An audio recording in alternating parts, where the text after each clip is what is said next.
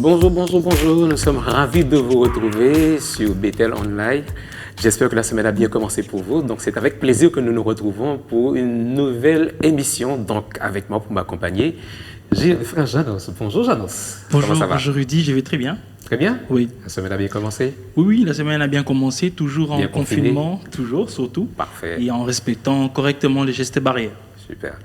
Il y a également l'ancien François qui nous accompagne également. C'est avec plaisir. Bonjour, François. Bonjour, pas si ancien que ça quand même. Hein? Bonjour, chers fidèles, et vraiment soyez bénis. Nous sommes ravis de retrouver tout le monde. Bonjour, Rudy, Janos. Nous sommes ravis de vous retrouver, vous les fidèles qui nous rencontrez déjà depuis un certain nombre de semaines sur Bethel Online pour le débat, le grand débat. Absolument. En tout cas, merci d'être là.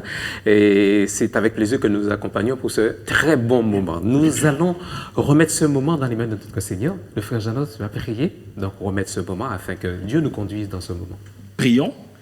Éternel Dieu Tout-Puissant, nous te rendons grâce, nous bénissons ce grand peuple qui nous suit au travers le média. Nous recommandons ce moment de change autour de ta parole.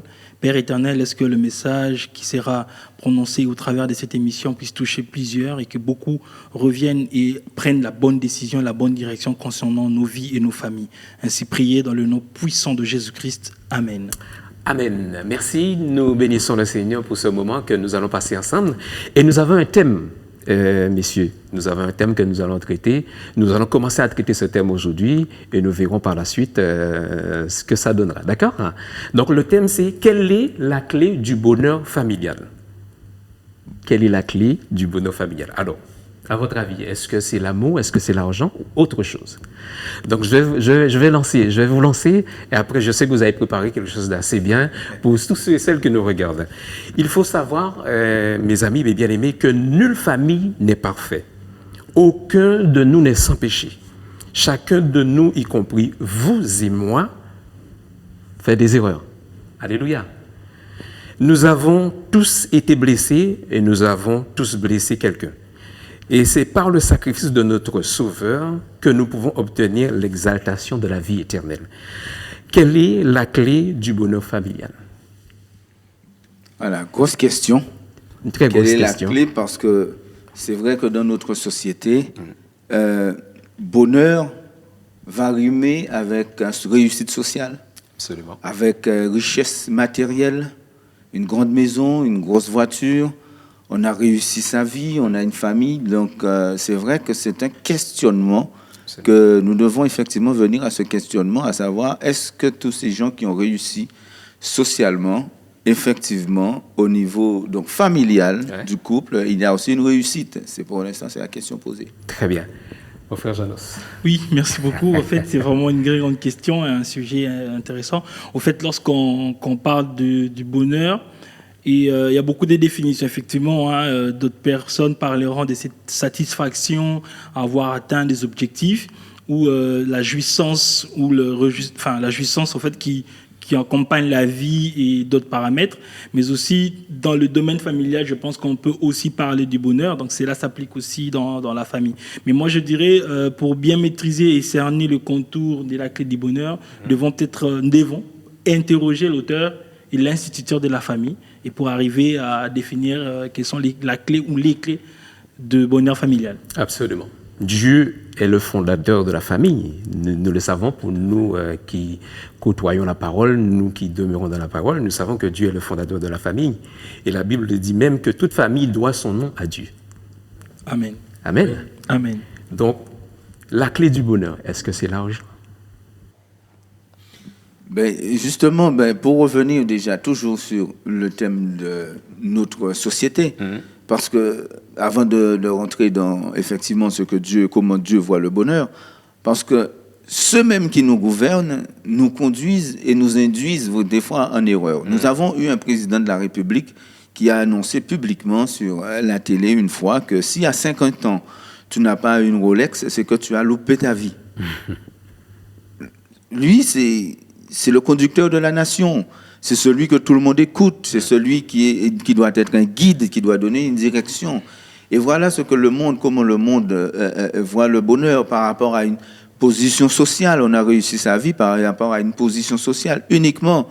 Et nous le pensions avant, mais aujourd'hui que nous sommes dans une autre démarche, nous voyons que non, ce n'est pas du tout la bonne direction de penser que c'est uniquement la réussite sociale qui conditionne donc au bonheur de l'humanité, de l'homme. Et voilà. Très bien. Oui, en fait, au travers de cette question, moi, je vois par contre l'argent, j'ai essayé d'élargir le concept argent pour parler des avoirs. Effectivement, entendre parler un président qui devrait être un repère, nous amener comme direction bonheur égale les avoirs, c'est pas ça. Et voilà même que c'est pourquoi j'ai dit au départ que nous devons vraiment rentrer autour de l'auteur de la famille ou l'auteur de nos vies, qui est Dieu, le créateur des cieux et de la terre. Et lui, il définit les bonheurs autrement. Il ne définit pas cela en termes de possession. Et donc même, lorsqu'on veut répondre à cette question, je dirais l'argent, la possession, les avoirs ne définit pas le bonheur dans une famille. Il y a plusieurs exemples des familles dites aisées, richissimes, mais qui, en soi, en scrutant la réalité, parce qu'au fait, on arrive toujours à buter devant cette réalité, ils ne sont pas dans le bonheur. Très bien. Ils disent que l'argent ne fait pas le bonheur. L'argent, c'est un milieu. Nous travaillons pour gagner de l'argent, mais cet argent, elle sert à quelque chose, mais pas dans le bonheur extrême. Elle sert à payer les factures, elle sert à payer notre dîme, elle sert à payer nos factures, etc., etc. Mais ça ne rentre pas dans le cadre du bonheur. Non, le bonheur en lui-même, celui dont nous parlons, parce que ce n'est pas celui de la société mis en avant, le bonheur en lui-même n'est pas basé sur la possession, sur l'argent. Nous avons besoin d'argent dans notre société pour vivre. Nous en avons besoin parce que, plus nous avons d'argent, je dirais que mieux c'est, parce que l'argent nous facilite la vie et nous pouvons aussi utiliser cet argent à d'autres fins uniquement qu'à le garder, à aider les autres, à faire des choses qui sont merveilleuses. Mais donc plus nous en avons, c'est une bonne chose. Donc pas de restriction au niveau de l'argent. Mais l'argent n'est pas la clé du bonheur familial. D'accord. Pas du tout. Alors, nous allons rentrer. Quelle est la clé du bonheur familial? Nous avons demandé, nous avons dit, c'était l'argent? Non, vraiment, j'ai encore insisté pour dire que ce n'est pas l'argent. Et c'est une question vaste que moi, je vais aborder sous plusieurs angles. Et donc, j'ai en face de moi le livre de Job, le chapitre 22, le verset 21, qui dit « Attache-toi donc à Dieu, tu auras la paix. Tu réjouiras ainsi du bonheur. » Et donc, en répondant à cela, on se rend compte que le bonheur, pas seulement le bonheur attaché à la famille, mais dans beaucoup d'autres domaines, c'est Dieu qui est notre bonheur. C'est Dieu qui donne le bonheur lorsque nous sommes attachés à lui. Et donc, du coup, je mettrai comme base Dieu, mais le Dieu qui nous donne le bonheur, il nous le donne dans ses principes qu'on aura forcément à développer tout au long de l'émission. Mais pour l'instant, j'aimerais d'abord rester autour de cette base, qui est Dieu. C'est le Dieu qui est vraiment la base qui nous procure le bonheur dans tous les aspects, y compris dans nos familles. Absolument. Alors, Janos a pris un angle, effectivement. Je suis sur le même angle, mais sur un autre passage de la Bible qui nous dit, dans le psaume 1, qui nous dit « Heureux l'homme qui ne marche pas selon le conseil des méchants, qui ne s'arrête pas sur la voie des pécheurs et qui ne s'assied pas en compagnie des moqueurs, mais qui trouve son plaisir dans la parole de l'Éternel et qui la médite jour et nuit. Il est comme un arbre planté près d'un courant d'eau, qui donne son fruit en sa saison et dont le feuillage ne se flétrit pas. Tout ce qu'il fait lui réussit. » Après, je ne lis pas tout le passage parce que le passage est va dans la même direction.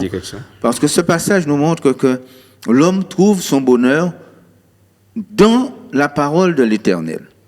Mais la parole de l'Éternel, qui est vie dans cet homme, lui permet d'avoir des relations avec ses proches, avec ses voisins, avec sa femme, dans son foyer, avec tout le monde, et aussi même avec la nature.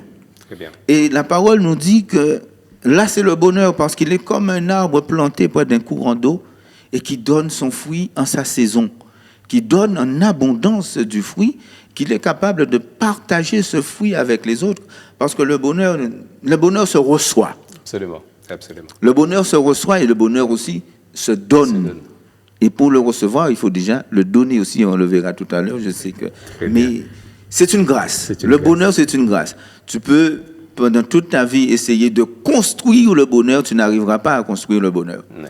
Parce que le bonheur est donné. C'est une grâce. Très bien. Donc le bonheur également, c'est un homme, c'est une femme. Parce que Dieu a dit, il n'est pas bon que l'homme soit seul. Exactement. Là aussi, c'est un bonheur. Oui. Donc c'est une base, c'est un départ. Un homme est une femme. C'est une grâce. C'est une grâce. C'est un bonheur. C'est une joie. Oui, dit, vous savez ça. Alléluia. Vous savez ça, vous recevoir grâce là. Absolument. Bonheur. Donc, il disait, donc, on va le lire rapidement, Genèse 2, le verset 18. L'Éternel Dieu dit, il n'est pas bon que l'homme soit seul. Je lui ferai une aide semblable à lui. Et là, c'est un pur bonheur. C'est un pur bonheur que Dieu a créé. L'homme et la femme.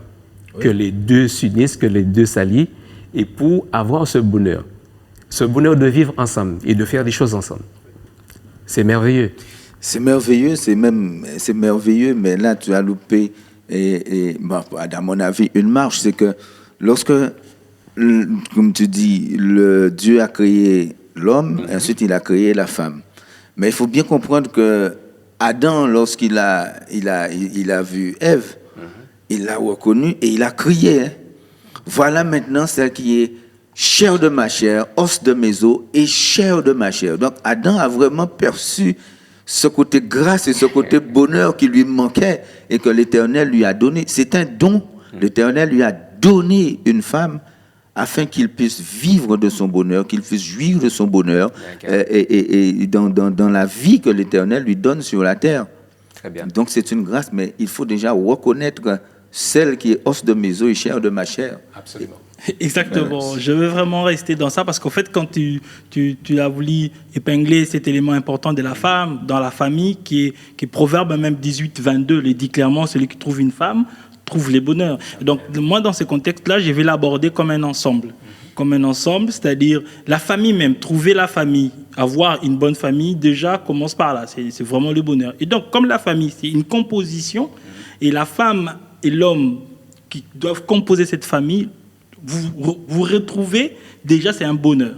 C'est pourquoi on dirait ici que la femme, effectivement, quand tu trouves une femme qui va bien composer la famille avec toi, c'est un bonheur au fait. Et ensemble, vous allez maintenant mettre ensemble tous d'autres éléments, d'autres ingrédients qui va accompagner votre famille pour que votre famille reste vraiment dans le bonheur.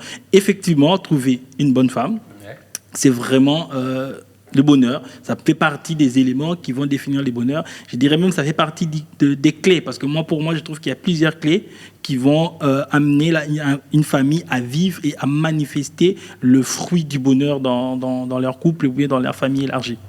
Très bien. Mon frère François, oui. Concernant donc toujours ce bonheur, c'est du bonheur. Donc nous allons donc vers un conseil, vers ce conseil qui est l'amour également. Sans bonheur, il n'y a pas d'amour. Sans amour, il n'y a pas de bonheur. Et inversement. On peut l'inverser. On peut l'inverser parce que. Je te l'accorde, mon frère. Oui. Et parce que la base de tout. De tout ce que nous faisons, la base de tout est basée sur l'amour. Mais pas n'importe quel amour. Exactement. C'est l'amour que le Dieu Tout-Puissant nous donne. Et c'est cet amour-là qui nous permet, qui ouvre nos yeux et qui nous permet de voir les choses avec un regard nouveau.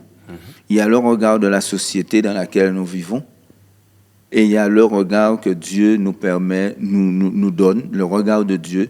Et ce regard-là, nous l'avons et nous permet de voir les choses autrement que la société dans laquelle nous vivons. Et c'est vrai que sans amour, et cet amour que Dieu nous donne, qui est basé sur la connaissance même de Dieu, la parole de Dieu, la sagesse de Dieu, nous ne pouvons pas vivre un bonheur réel. Un bonheur comme Dieu le dit. Pas le bonheur de la société qui est basé sur le plaisir, qui est basé sur la joie, qui est basé sur la décompression, sur l'amusement dans n'importe quel sens. Non, c'est pas ce plaisir-là, c'est pas ce bonheur-là. Très bien. Très bien. Janos ?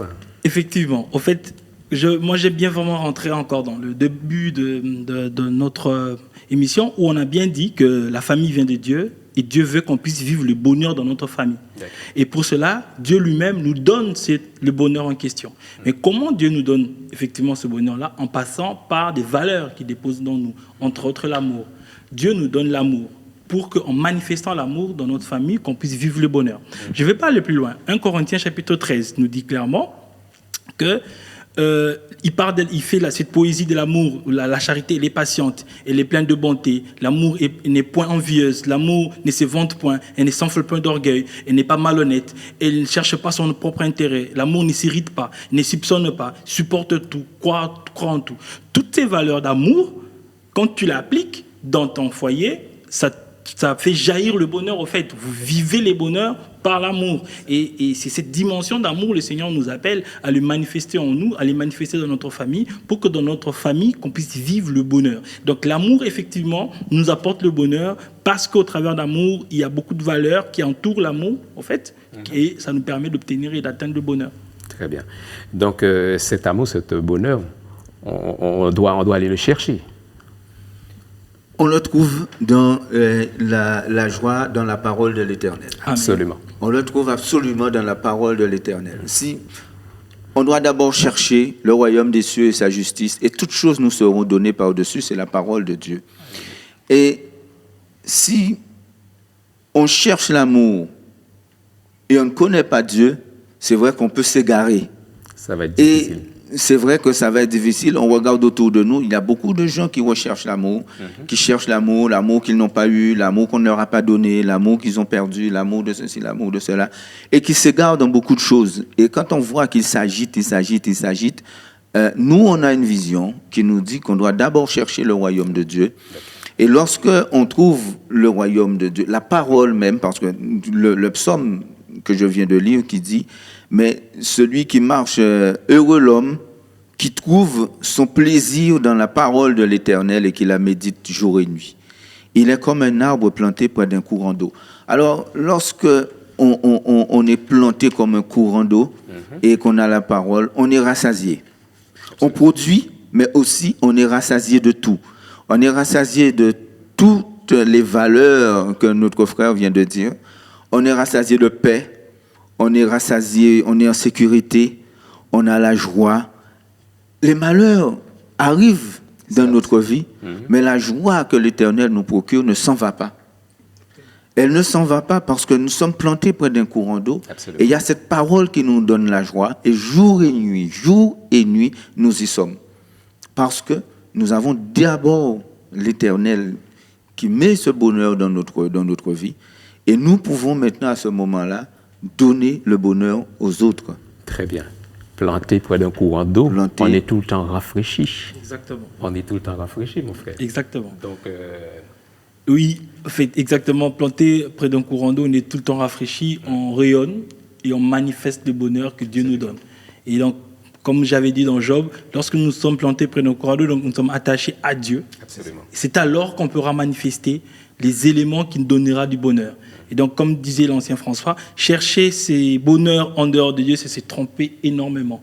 Ce n'est que lorsqu'on est attaché à Dieu, lorsqu'on est planté près de courant d'eau, qui est lui la source des vies intarissables, il va faire jaillir en nous l'amour et toutes les vertus qui vont nous permettre alors de vivre le bonheur, pas seulement dans nos familles et partout où nous sommes, mais de manière spécifique dans notre famille. Parce que l'objectif de Dieu, effectivement, qu'on ait des familles vraiment heureuses, des familles épanouies, des familles qui vivent la paix, des familles qui vivent l'harmonie. Et cela passe lorsque nous comprenons que c'est lui qui nous l'a donné et c'est lui qui détient les ingrédients pour nous permettre d'atteindre le bonheur. Absolument. Et tout cela passe par le Créateur, par Dieu, par la parole. Absolument. Tout cela passe... Incontournable. Tout ça passe par le Créateur. Sans le Créateur, nous ne pouvons pas vivre ce bonheur. Ouais. Et nous avons des cas dans la Bible, par exemple, nous avons le roi David. Le bonheur n'est pas... le roi David qui avait commis le péché, qui avait couché avec la femme d'Uri, et qui avait eu cet enfant, et cet enfant qui est mort, parce que l'Éternel avait prononcé un jugement sur la vie de cet enfant qui avait été conçu dans l'adultère, il faut dire. Le roi David a prié pendant un certain nombre de jours.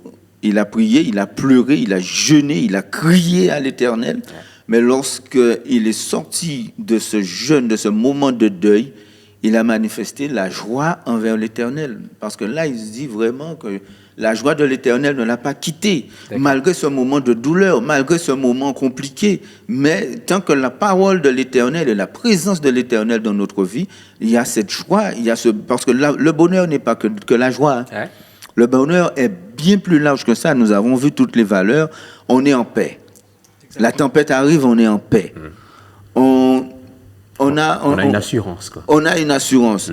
On est submergé par la vague de l'extérieur parce que la vie de l'intérieur, c'est compétition, c'est vie sociale au plus haut niveau. On a les plus grosses voitures, les bateaux et tout ça. Mais on reste en paix parce qu'on a les valeurs de l'Éternel. On est enraciné dans l'Éternel. Et ces choses-là ne peuvent pas nous bouger. Le malheur, quand il arrive, ne peut pas nous bouger. On est humain.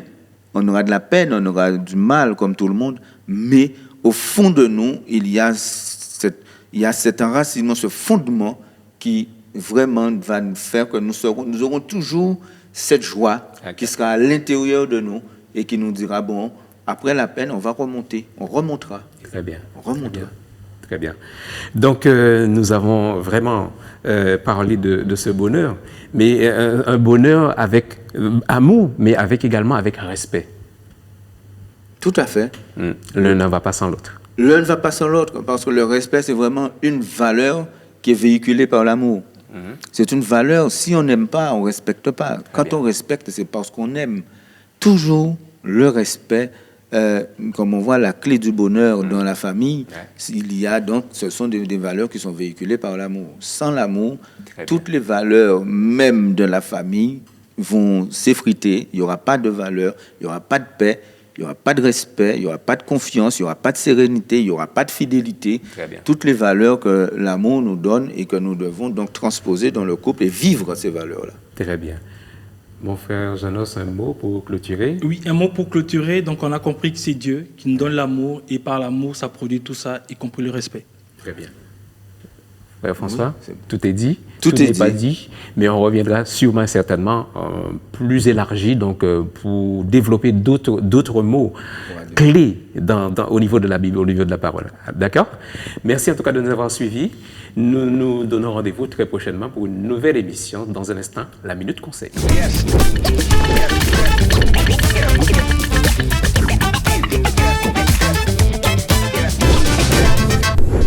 Bonjour à tous. Nous sommes confinés, donc restés à la maison, et nous avons remarqué cette tendance à beaucoup faire le repas, préparer à tout moment. Et donc, c'est pourquoi nous allons nous conseiller autour de bien manger en nous recommandant une bonne combinaison, donc correcte des aliments. Avec cette règle d'or, c'est-à-dire éviter de consommer le fruit ainsi que les légumes crus au cours du même repas. Nous avons une liste de fruits à consommer, des aliments, des légumes crus à consommer, des herbes à semences céréales et tubercules à consommer, ainsi que des herbes à semences légumineuses à consommer. Je commencerai par le fruit. Il est vraiment recommandé de privilégier la banane, les mangues, le papaye, la pêche, le raisin, la prune, l'orange, le pomme, corosol, ananas ainsi que le melon. En ce qui concerne les légumes, il est recommandé de consommer un peu plus de carottes, de betteraves, de choux paumés, navettes, de céleri, de laitue, de l'oignon, l'ail, des bricolis, de courgettes, l'aubergine, les giromons, les tomates, le poivre, le concombre, la chrysophine ainsi que le gombo.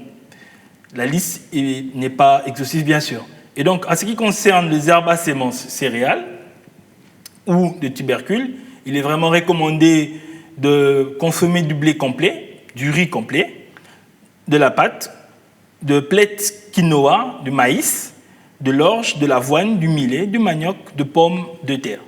En ce qui concerne les herbes à semences légumineuses ou des oléagineux, donc à consommer, il est préféré de privilégier des lentilles, des pois chiches, des haricots, des petits pois, du soja, de sésame, du tournesol, du lin ainsi que de la chia. C'est important de consommer ce repas. Ça permet d'équilibrer notre apport en sucre, notre apport à lipides, donc la graisse, ainsi que notre apport en protéines pour avoir une bonne santé et vraiment faire face à cette situation qui nous gangrène tous. Et donc, je reviendrai forcément pour expliquer en détail quelle serait la composition du petit déjeuner, la composition du déjeuner ainsi que la composition du dîner, en expliquant en force et détail pourquoi devons-nous donc éviter de consommer le fruit ainsi que des légumes crus au cours du même repas. Ceci nous permet donc d'avoir des repas équilibrés, des repas sains, permettant ainsi d'avoir une immunité renforcée, une très bonne santé, tout en restant chez nous à la maison. Bon confinement en respectant les gestes barrières. Merci.